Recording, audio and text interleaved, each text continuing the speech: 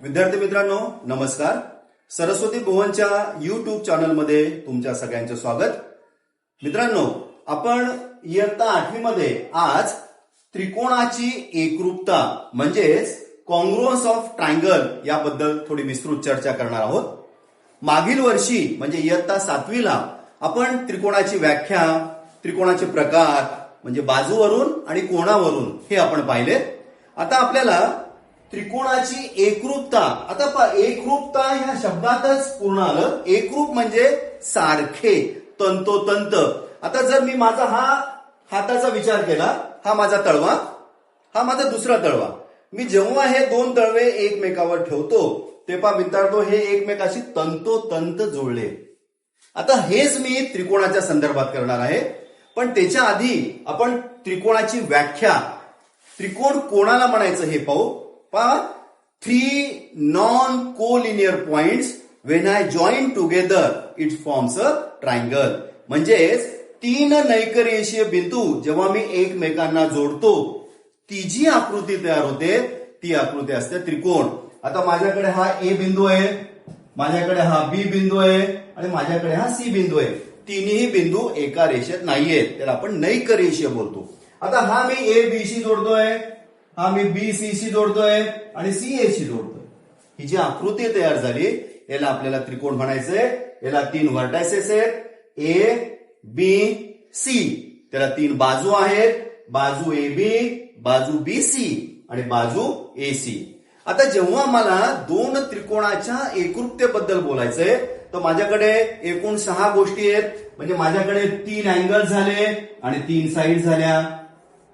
हे जे 3 अँगल्स आहेत, हे जे 3 कोण आहेत त्रिकोणाचे, हे जर एकमेकाशी एकरूप असतील म्हणजेच त्यांचं मेजर, त्यांचं माप जर सारखं असेल आणि त्रिकोणाच्या या 3 बाजू आहेत, या दुसऱ्या त्रिकोणाच्या 3 बाजूशी जर एकरूप असतील तर मला असं म्हणता येईल की हे दोन त्रिकोण एकरूप आहेत.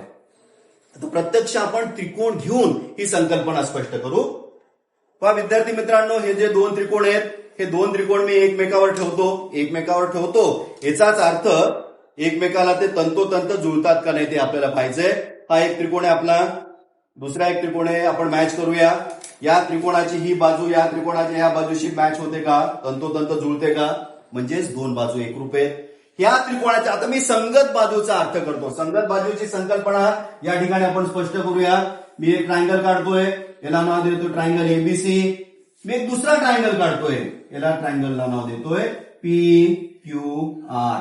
म्हणजे माझ्याकडे एक ट्रायंगल आहे एबीसी आणि माझ्याकडे दुसरा ट्रायंगल आहे पी क्यू आर.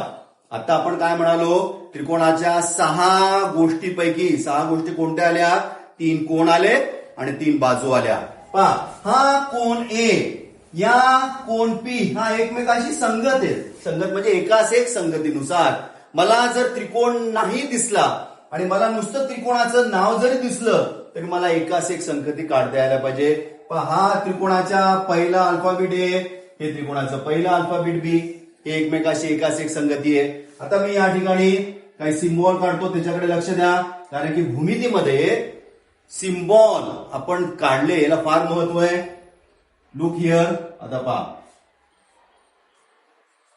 आपण याच्यावर सिम्बॉल काढलेले आहेत. आता तुम्हाला दिसत असेल या कोणाचा जो हा सिम्बॉल आहे ए कोणाचा, हा कोणाशी आहे, पी कोणाशी आहे, मी प्रत्यक्ष मोजलं नाही. ओके, म्हणजे आपल्याला एकाच एक संगतीनुसार हे ठरवतं. आता या बाजूवर एक सिम्बॉल आहे, एक रेषा एबी वर आहे, एक रेषा पीक्यू वर आहे. म्हणजेच मला काय सांगता येईल, एबी आणि पीक्यू कॉन्ग्रुएंट आहे, बीसी आणि क्यू आर कॉन्ग्रुएंट आहे आणि एसी आणि पी आर कॉन्ग्रुएंट आहेत. म्हणजेच मला असं म्हणता येईल हे दोन त्रिकोण एकरूप आहेत आणि हे ते एकरूपतेचं चिन्ह आहे. This is triangle ABC is congruent to triangle PQ R.